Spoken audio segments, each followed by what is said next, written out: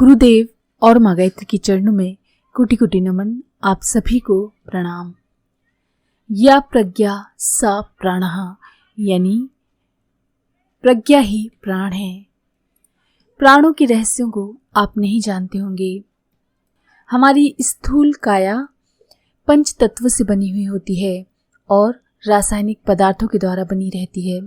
इसके क्रियाकलाप bio electricity से चलते हैं, पर इसका संचालन तंत्र अन्यत्र है। इसी को प्राण या प्राणमय कोश कहा जाता है। जैसे बिजली का प्रवाह घट बढ़ जाने पर, बंद हो जाने पर बल्ब, पंखे आदि के कार्यों में व्यवधान उत्पन्न हो जाता है, उसी प्रकार शरीर के समस्त अवयव यथावत रहने पर भी यदि प्राण विद्युत के संचार में बाधा पड़े तो मनुष्य भयंकर रोगों से ग्रस्त होता है या मर भी सकता है। शतपथ ब्राह्मण में कहा गया है कि अमृतम वै प्राणः, अर्थात इस मृत पिंडी को अमृत तत्व से संयुक्त रखने वाला प्राण ही है। वैसे सामान्य भाषा में प्राणवायु ऑक्सीजन को कहते हैं, किंतु ऐसी बात नहीं है। प्राण एक सचेतन विद्युत है जिसका विस्तार तो ब्रह्मांड व्यापी है, पर वो मनुष्य को उसकी चुंबकीय क्षमता के अनुरूप उतनी ही मात्रा में मिलती है जितनी कि वो खींच सकने या प्रयोग में ला सकने, धारण कर सकने में समर्थ होता है। बहती हुई नदी सामने होते हुए भी उसमें से अपने बर्तन के अनुरूप ही हम जल भर सकते हैं। उसी प्रकार मनुष्य कितना प्राणवान बने ये उसकी निजी स्थिति पर निर्भर करता है। प्रश्नोपनिषद में ऋषि कहते हैं, आंतरिक संकल्प का जैसा स्वरूप होता है वैसा ही प्राण बन जाता है और ये प्राण ही लोकों में घसीट ले जाता है। प्राण का अर्थ होता है जीवनी शक्ति। ये मात्र जीवधारियों में ही काम करती है, जिसे इसका जितना अंश जितनी मात्रा में उपलब्ध हुआ हो उतने अनुपात से वो दुर्बल या महाप्राण कहलाता है। यही ऊर्जा शरीर में चमक, स्फूर्ति, ताजगी, उमंग, साहस, उत्साह, संकल्प आदि विशेषताओं के रूप में दृष्टिगोचर होती है। पेट में भूख और मन में कामोत्तेजना के रूप में भी इसी की प्रखरता का परिचय मिलता है।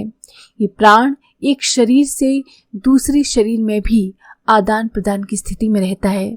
जिस प्रकार से बिजली एक तार से दूसरे तार में, एक शरीर से दूसरे शरीर में दौड़ जाती है, उसी प्रकार से बलिष्ठ व्यक्ति का प्राण दुर्बल व्यक्ति की ओर दौड़ जाता है।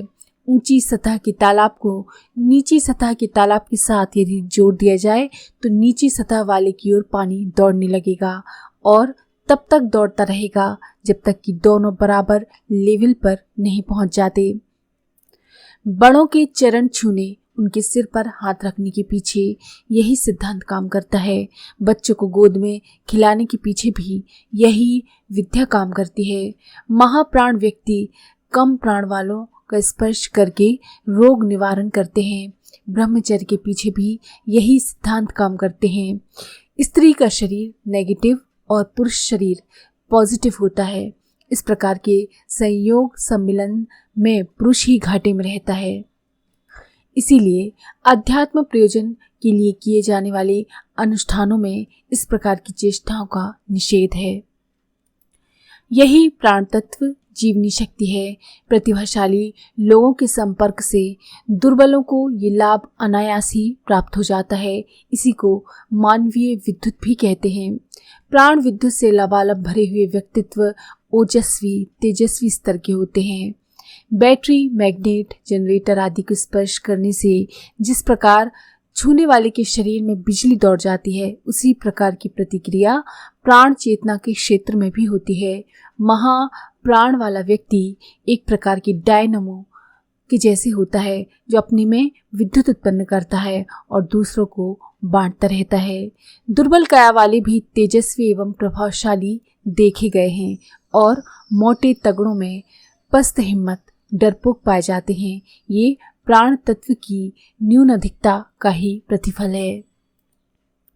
कभी कभी ये प्राण विद्युत शरीर कलेवर में से छलकर बाहर आने लगती है तो ऐसे व्यक्ति बिजली के आदमी बन जाते हैं। उन्हें छूने पर, आंखों से आंखें मिलाने पर भी कमजोर व्यक्ति हैरान होता है। इस प्राण विद्युत के स्रोत तथा प्रयोग पर गहन अन्वेषण करने के लिए संसार भर में कितनी ही संस्थाएं काम कर रही हैं।